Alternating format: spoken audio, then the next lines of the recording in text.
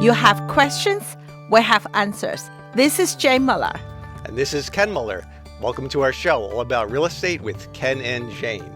So today, Jane, we're going to talk about the fall cleanup, getting your house ready for the fall and some PM tips that you can do to keep your home in tip-top shape, whether or not you're selling it or you just want to preserve it. Ken, a lot of time, right? The issue I often facing is the people said, "Oh, Jane, it's too much work for me to do with selling the house. I'm stressed out." But in fact, if you do a little bit once and twice a year, like a spring cleaning, fall, do different things, just do a little bit each time or each year. And when you're ready to sell, the house will be almost ready. Right. And it's not only about getting ready to sell. What's so sad in some cases is that you go to these homes, you go to a lot of homes where the homeowners haven't done anything for 20, 30 years. And then only when they're ready to sell do they start to declutter it, paint it. Your home is like your backdrop. So it would be nice if some people just took a little bit of time and effort and just, to maintain your home. And you enjoy it and too, right? You get to enjoy the beauty you put into it, whether it be doing some touch-up painting, making sure that the shutters are painted, everything is trimmed nicely.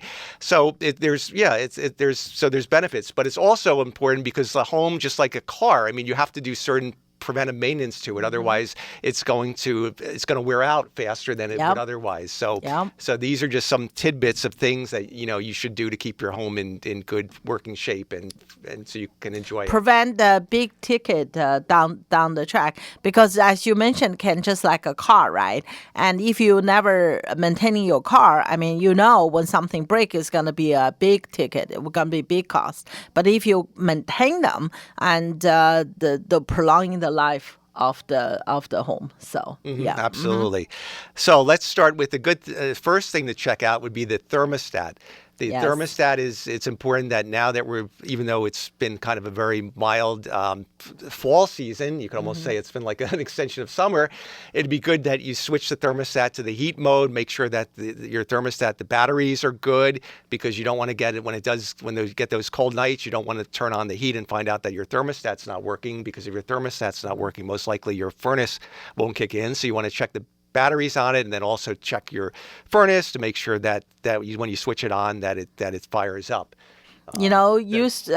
Still often, because we take care of a lot of rental properties for our client, in every fall, especially like now, the very nice weather, one day suddenly they got really cold and you have a lot of tenant call up and said, the heat doesn't work. It just need to be maintaining. So don't wait till that night when everybody calling. And, now is a good season to check regardless the weather's warm or cold. So just check it early. So you will, when you have a problem or have an issue, when you call the technician, they can come quickly. Right. So. And also check out, besides the batteries on the thermostat, if the heat doesn't kick in, check the filter, because oftentimes if you have a filter, if the filter is clogged, that can prevent the airflow from the furnace. So check and change your filter if necessary. Also, check the red switch, the famous red switch. Sometimes if that happened. That's so funny. It happened to us once. Yeah, it happened to us once. Unfortunately, we didn't check the red switch. So no. That's all thanks to our daughter. That time she was very young. She had a group of friends came to play, and later on the when we turn it on doesn't work, and we'll have to call the contractor and just take 1 second, right? And then it's $250. Right. Yeah, that's all. So you learn. You learn. You learn a lesson. Yeah. You never forget that. I taped it after that. I taped it. So that's something. Yeah. So the furnace can be something, and then it's not a bad idea if you a lot of your clients have a regular PM maintenance twice a year in the fall and the spring. They have a PM tune-up done on the furnace to make sure that it's in tip-top shape, and have the tech come out there for as part of your service contract. And then you have like a more worry-free approach, or there's other programs you can implement which are popular, like a worry-free program through PSE&G or through other providers. Yes. If you want that peace of mind, so to know that everything is covered by a phone call if there's something is not working correctly. You know, Ken, I'm surprised that you said check the furnace as a first item, and I thought you were gonna say the smoke alarm. No, that was. Well, I know now become your second. No, because the thermostat is tied into your furnace, so it was logical to talk about the furnace together with together with the thermostat. But that brings up number 2: smoke detectors and carbon monoxide alarms. This is something that that Jane gets involved with every time in New Jersey. Anytime there's an exchange, a sale of a rental anytime there's a rental change of tenancy, or the sale of any residential home, by law, every town have to have a fire inspection done, and some towns also require a CCO inspection by the township. But at the very minimum, when the home is sold, the fire official from the town will come in and inspect the home to make sure that you've got working smoke detectors, you've got carbon monoxide detectors located in the bedroom hallways within 10 feet of any bedroom, and that you have a mounted fire extinguisher in the kitchen or within 10 feet of the kitchen, and it must be to a 10BC fire extinguisher. But even if you're not selling your home, we cannot emphasize enough that it is extremely important that you make sure that you have working smoke detectors and working carbon monoxide detectors. It's safe life. The life safety thing. Yeah. So at the very least, you want to check if you have an older home built before 1977, most likely you have the battery smoke detectors. You want to check the batteries and make sure that they're working, or if not, change them. And if the smoke detector itself is more than like 10 years old, it's probably not working. So regardless of it, I would recommend just get rid of it, put a new one in. And now the new ones are by law required to be 10-year sealed batteries. If you plan to sell your home, I guess they still sell the pop-out ones, but by law they won't pass the fire inspection. They want 10-year sealed batteries because they don't want people, I guess, not to change the batteries anymore when they sometimes the families they haven't changed batteries, so these definitely regardless, you sell your home. And another sad thing we sometimes see is that people have the smoke detectors in place on the ceiling, but they can't be bothered. So when they're cooking, the alarm is disabled, the batteries are taken out, and that's a big no-no. You really shouldn't be doing that, because you're really jeopardizing your. God forbid if anything happened, that would be terrible. So always make sure your smoke and carbon work at the alarms are. Always make sure. And your carbon monoxide, again, it's not a bad idea to have one every level, but at the very minimal, you need one in the bedroom hallways within 10 feet of the bedroom, not in the bedroom, but in the hallway. So if there was a carbon monoxide gas leak from the furnace, it would alert you before it entered into the sleeping area. So that's very important. Sometimes people say, they have it by the furnace. You can have one by the furnace, but if you put it too close to the furnace, it might trigger itself too prematurely, unnecessarily. So that's something that's good. So anything else you want to say on the fire stuff, since you've got you do hundreds of more than hundreds, every year that's right, tenants and homes. Well, as you said, Ken, regardless you sell your home or rent your home, right, and you should have that done. It's just for safety reason. It's just to protect your family. That's very important. A lot of people say, I'm not selling my home. This show is not only for the people who are selling the home or buying a home. It's for the homeowners or the tenant or whoever living in the place, right? We want to be safety. We want to be enjoyment. So that's why we have this show. Sure. Let's talk on the outside a little bit then. I'm going to talk about that. So if you have a home, you're going to most likely have exterior hose bibs.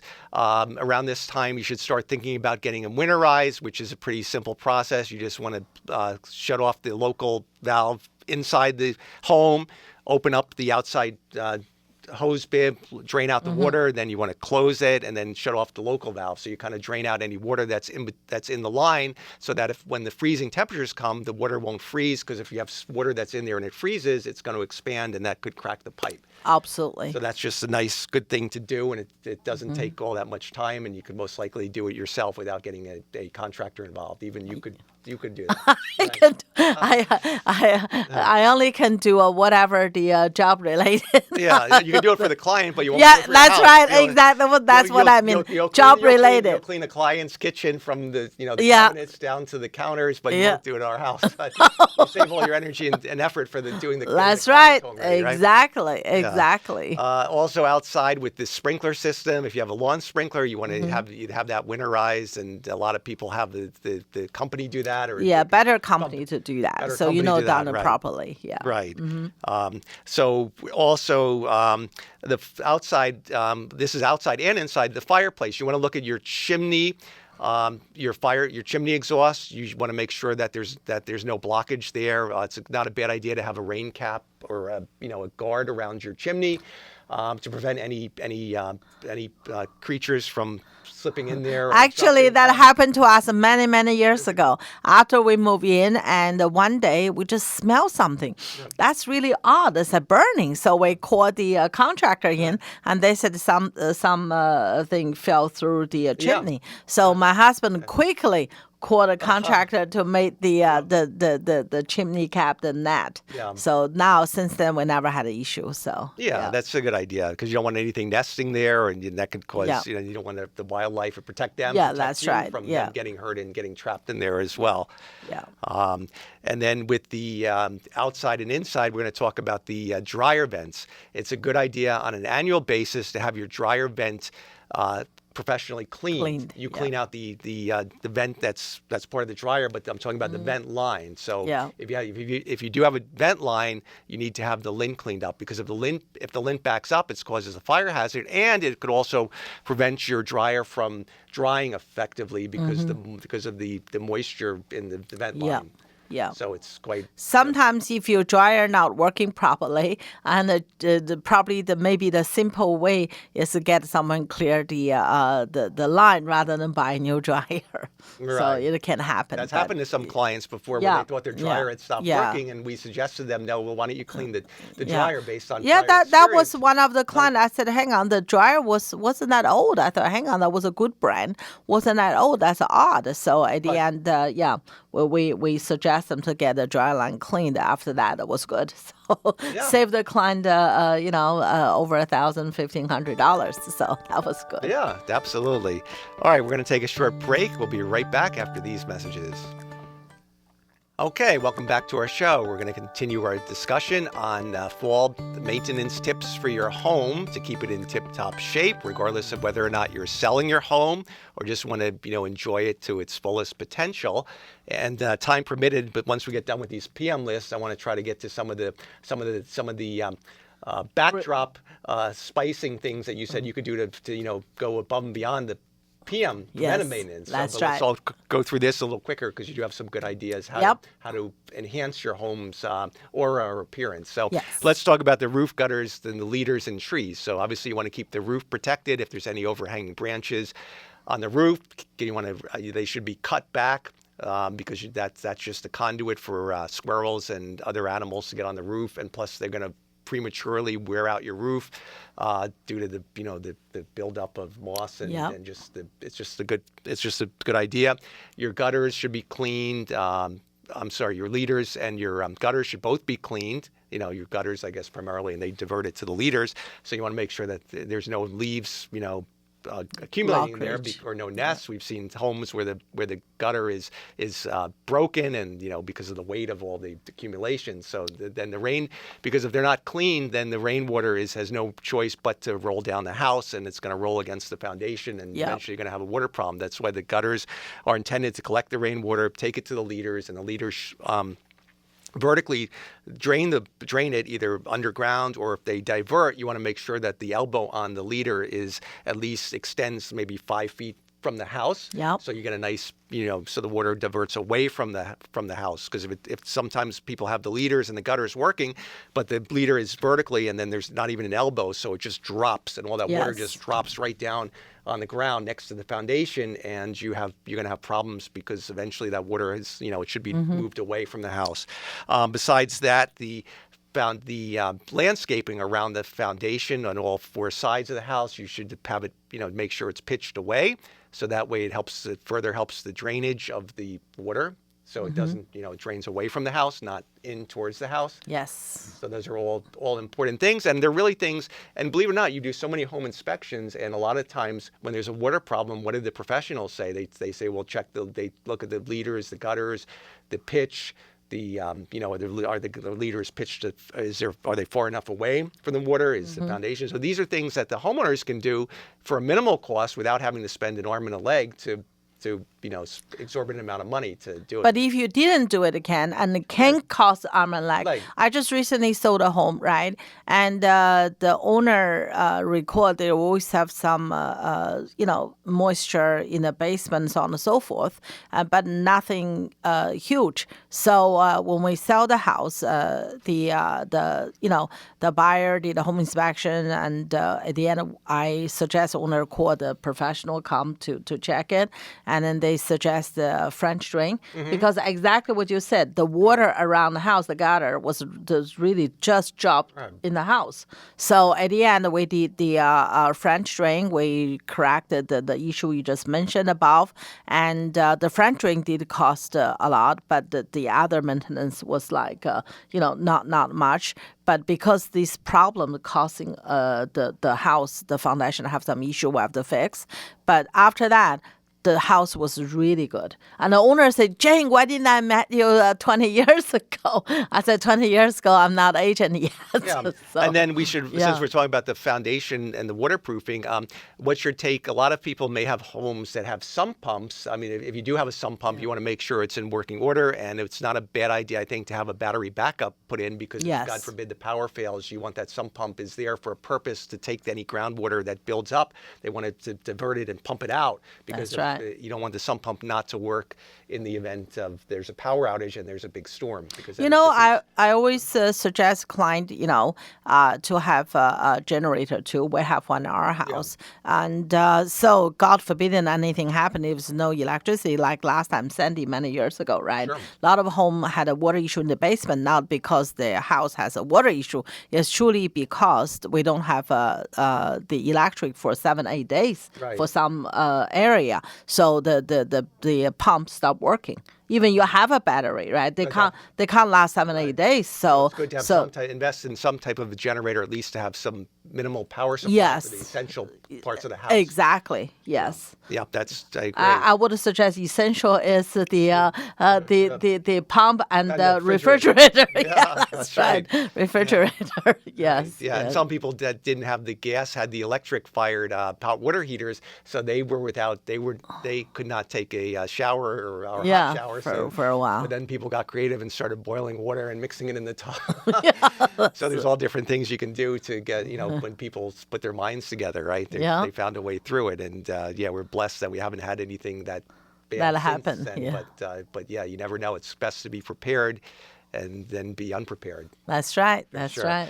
All right, let's finish up. So we're going to move quickly through this. So planting, decluttering, those were two other things. It's a good time in the fall to do some planting. If you're going to plant, make sure you call before you dig. Any type of digging, call the New Jersey hotline number, and they'll do a free markout.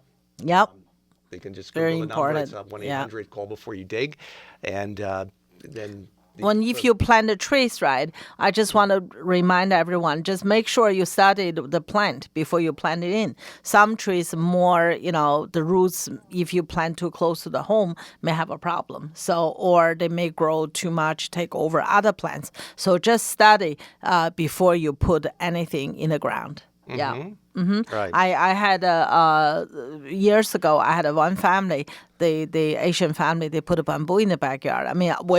Personally, I love bamboo, but I don't want to be in my backyard. So that's nothing happening. But a few years later, all this bamboo shoot up, and then there was like in the backyard was factor foundation too. That was a nightmare. So make sure you know what you're putting on the ground. Not because something you love what plant you love, you have to really study it, make sure it's not going to affect your property. Absolutely. Bamboo grows like wildfire. Yeah, wild. After 5 years, at the beginning, you don't see anything. Yeah. So you thought, that was nice. But after that, they grow underneath. It's like, oh my God, it's and it crazy. Becomes a yeah. project. Huge project. Yes. All right. Now we're ready for your list, which is more of these backdrop things. If you want to talk, one of the things you had noted was paint and accent wall. Yeah. So a lot of time, right? It's a small thing. You just make the home look new again. You don't have to move. I mean, a lot of people say, oh, Jane, you have a radio show just, for the seller or buyer. No, it's for everybody who live in the home, right? This is just how you make the home. It's the backdrop of your life. You don't have to move to create a feeling and happiness, right? I remember when I was younger, we, in China, very poor. I remember every year, my mother, the end of the year or before Chinese New Year, she always moved the furniture around. We couldn't afford new furniture that time, right? It's really, that's totally different world. And she will move things around, or she will put some pictures on the wall, or she will paint. At that time, to be honest, paint the whole house is too expensive. It's really too impossible. That's what we were that poor. So sometimes she just put one wall. She just change one wall. She will do some knitting or some decoration. She'll make molding just to make it pop a little bit more. Pop a little. I think a lot of times when you're selling homes, a lot of people come in and they like the house and the color is something that may not appeal to them, but that's something that's easily changeable. That's yes. The least. So when you look at a house, you should be looking at the floor plan, the neighborhood, the location, all the things that you cannot change, but the things like the variables, like the paint color and that's very easy to do. Like you said, Ken, at this time of the year, you probably can put some little shelf there, put some painting, and just small thing, decoration. That will definitely change the feeling of the home. I move the furniture around, and it's just like you feel different. And some when you say move the furniture around, you're going to play like musical chairs? No. You're going to move the dining room to the living room, and the living room. I mean, you could, but sometimes may not be that much. Just a little thing. You could just move a table to another room, or even move different angle. Yeah. So or change something on the wall. It's just like something new will change the atmosphere in the home and change your feeling. Sure. That's just like And sometimes, I mean, recently we just have our own new office, right? I mean, the office when we.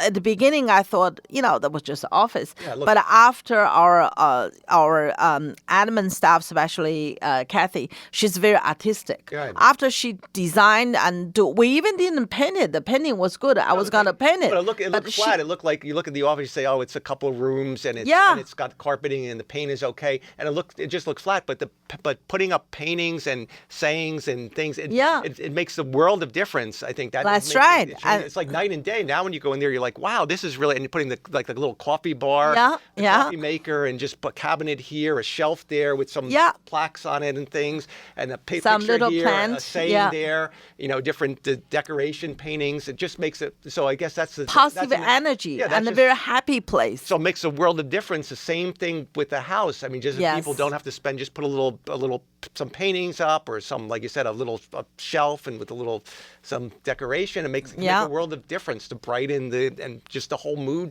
changes. Right? That's right. I mean, a lot of time people said, oh, I don't have money or I don't have time. First of all, it doesn't cost much money. You just do a little bit from time to time. And the time-wise, it's really a couple of hours make a huge difference, right?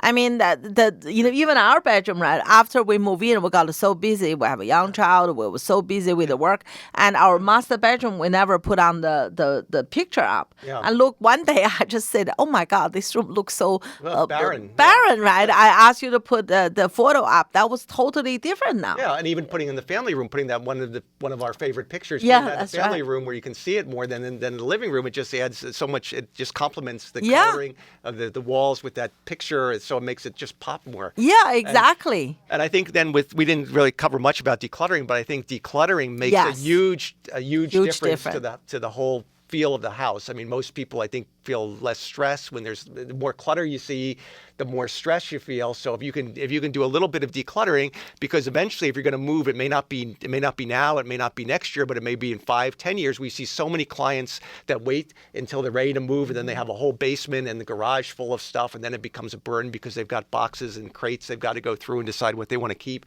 what they want to donate, and what they need to throw out. So if you can do that gradually, it'll help your whole, but make you enjoy. You have a more space to enjoy. Yeah, I have a lot of clients, right? When they decide to sell home, they call me in, and then I help them to get a home ready. After that, they say, Jane, I don't want to sell now. My home is so beautiful. And why didn't I think about that? A lot of people say, why did I know you earlier? But a lot of things, right? You can start doing it. I do have friends and clients, past clients ask my idea, after. I mean, I normally give them my tips to the buyers as soon as, even before the closing. I say, you know what, if you do this, you do that, what do you think about that? So a lot of time you don't have to do everything. Instead of buy each other, Christmas gift, birthday gift, you could do small things. Sure. I mean, now it's the holiday season around the corner. Instead of, hit Amazon or the stores, you could just think about do some project together. Yeah. Especially get your children involved. That sounds like a good idea. And I'm going to stop at Home Depot. I'll get you some brushes. And because you're like, you can show off your artistic still. I got some molding where the dog's kind of scuffed up. Some white. I'm just going to give you a white semi-gloss paint, and we can start painting together. We'll see about that. Well, I will see. Yes. That's a good idea. Yeah, there you go. You can practice your artistic skills. That's right. That's right. Yeah. All right. So we're out of time. We hope you enjoyed this show and wish everyone a happy weekend. We'll see you next week. Thank you.